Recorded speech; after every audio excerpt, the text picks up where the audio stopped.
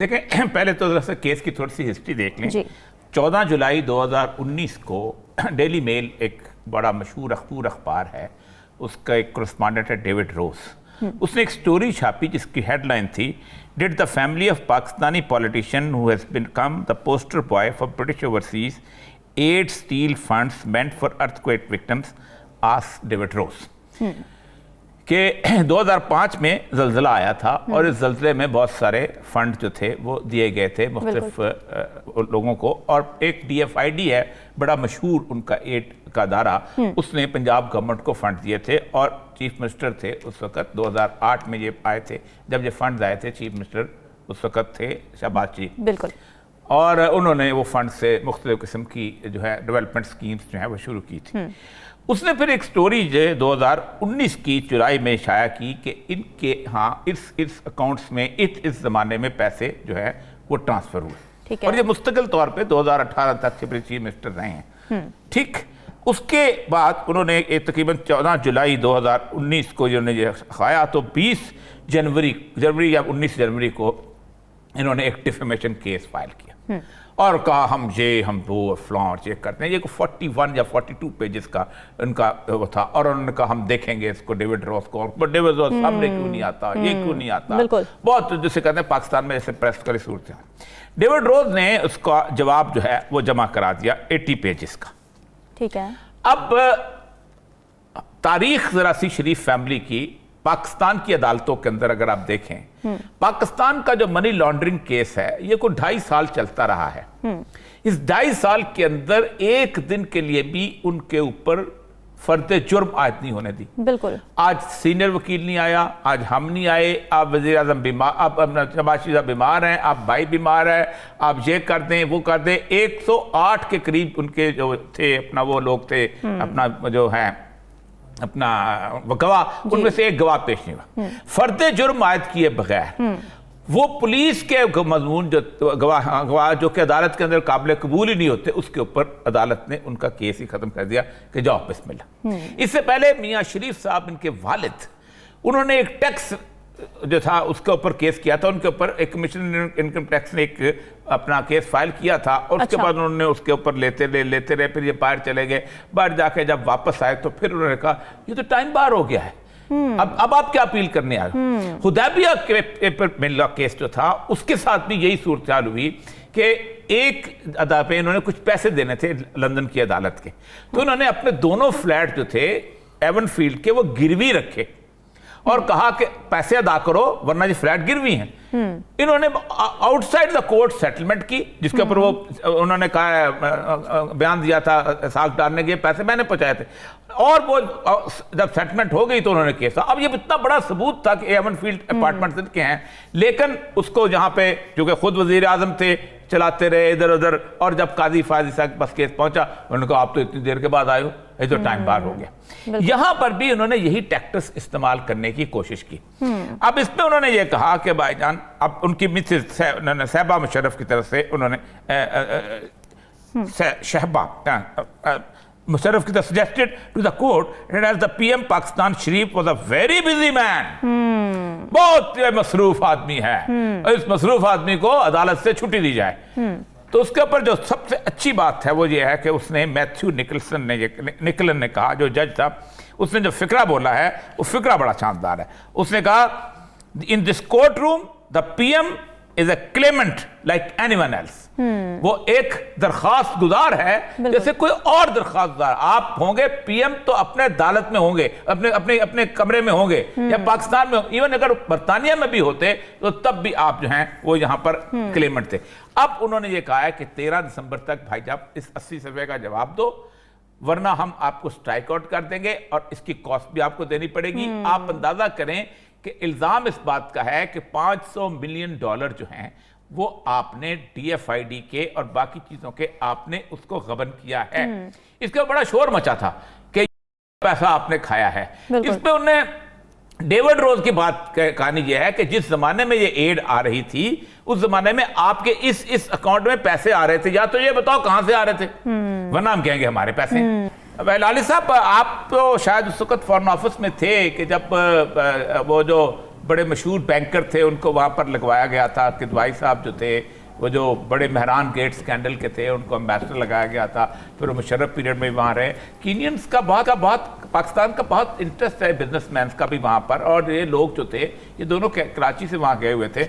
अब ये दोनों रिपोर्ट्स जो हैं ये अपना बहुत जिसे कहते हैं मिसमैच सी हो रही हैं। एक और कहानी चल रही है कि ये जी उनके नाखून जो थे निकाल दिए गए थे पोस्टमार्टम के लिए। आज तक कभी किसी के नाखून पोस्टमार्टम के लिए निकाले गए? क्या उसमें जहर देखना था? ठीक है, अगर आपने उसके पेट के स्वैब ले लिए हैं तो फिर उसको जहर उस नाखून निकालने की जरूरत क्या है? नाखून पर तो जहर का असर जो है इन द लेटर पीरियड को मेडिकल साइंस होती है यार। एक अजीबोगरीब किस्म का एक जर्नलिस्ट था, आज उसने स्टोरी की हुई थी कि नाखून तो उन्होंने निकाल लिए थे। चलो नाखून निकाल लिए, लेकिन आप मुझे ये बताइए कि उसके जिस्म पे जो ब्रूजेज आए हैं, उसकी जो हड्डियां टूटी हुई हैं, ये सारी चीजें तो पाकिस्तान के रिपोर्ट के अंदर। सबसे ज्यादा तकलीफ दह बात यह है कि एक पोस्टमार्टम की रिपोर्ट जो है उसके हेयर्स का उसकी फैमिली का राइट है। ठीक, वो कहते हैं, राना सनाउल्लाह साहब कहते हैं कि तो हमने कोर्ट में जमा करा दिया, आप कोर्ट से मांग लें। ओ भाई, पाकिस्तान में कमाल करते हो तुम लोग। यानी एक आदमी जो है अपनी उस जो मरा हुआ आदमी है उसका जो विक्टिम है, जो बंदा, उसके फैमिली को आप इतना भी राइट नहीं देते कि आप एक्सेस हो जाए उस सारी चीजों के बारे में। तो ये बड़ा तकलीफ दह चीज है। देखिए अपना हलारी साहब, सबसे पहली बात यह है कि 17 तो उसके खिलाफ रिपोर्ट्स हुई हैं थानों में।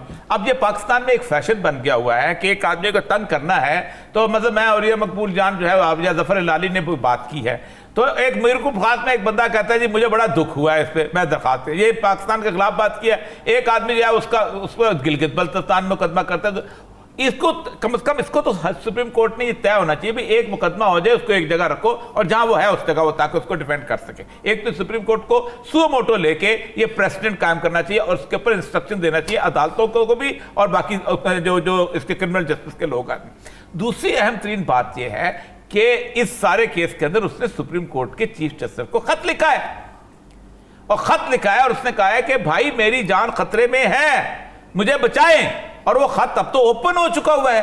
अब मसला यह है कि एक आदमी अगर खत लिखता है और जिस आदमी के मरने के बाद, यानी उस खत से पहले ही सुओ मोटो ले लेना चाहिए था, उसकी पर्सनल सेफ्टी का मतलब, जिस बंदे के इसमें लाखों जनाजा होता है उसके पब्लिक के अंदर, ये अब तो उस खत के ऊपर एक्शन हो जाना चाहिए था कि क्या सूरत हाल है।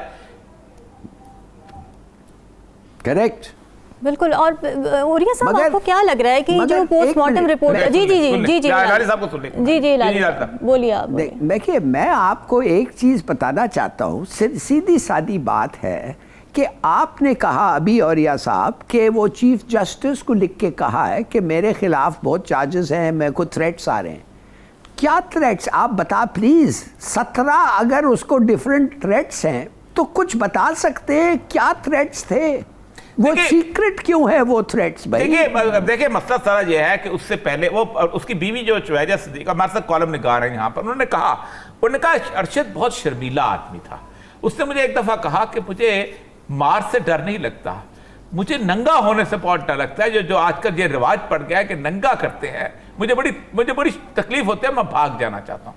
उसकी बीवी ने खासतौर पर थ्रेट का जिक्र किया है, उसकी मां ने थ्रेट्स का जिक्र किया है। उसने कहा कि मेरे पीछे लोग लगे हुए हैं। अब इसमें मसला सारा ये कि एस्टैब्लिशमेंट को एक तो रोक दें, मसला ये कि गवर्नमेंट किसकी थी, वजीर दाखिला कौन था, प्राइम मिनिस्टर कौन था, और सबसे बड़ी बात यह है कि वो किसके खिलाफ बोल रहा था। एस्टैब्लिशमेंट के खिलाफ तो नहीं बोल रहा था, वो तो इनके खिलाफ बोल रहा था। वो तो करप्शन केसेस किसके निकाल रहा था, इन्हीं के निकाल रहा था। और किसके निकाल रहा था? आप उसके सारे प्रोग्राम देख लें। और आपने देखा है कि जो लोग कस्टम केस, जो लोग करप्शन केसेस को इन्वेस्टिगेट करते हैं, हाँ, उनको हार्ट अटैक आ जाता है। जी हाँ, आपको पता है ना? जी मैं तो उस कमरे में रहा हूँ, जिस कमरे में जी हाँ, मैं तो फेडरल लॉज के उस कमरे में रहा हूँ जिस कमरे में वो नैब का बंदा जो था, जो करप्शन केसेस कर रहा था, इसके अपना प्राइम मिनिस्टर, अब तो जो स्पीकर है हमारे परवेज अशरफ साहब के, उसको हार्ट अटैक आ गया। इसी तरह कई इन्वेस्टिगेशन, ये हमारा जो बेचारा जिस अपना डॉक्टर जो है, डॉक्टर अभी जो शबाज शरीफ साला केस जो कर रहा था, रिजवान जो था, वो 2 दिन पहले मुझे मिला, मौत से 2 दिन पहले। उसने कहा मुझे फोन आया है कि ये जहां तुम्हारे बच्चे पढ़ते हैं हम इनको जानते हैं, कि कहां बन, और उसके बाद उसके वालिद ने कहा कि उसके बाद आके उसकी तबीयत खराब हुई, फौत हो गया।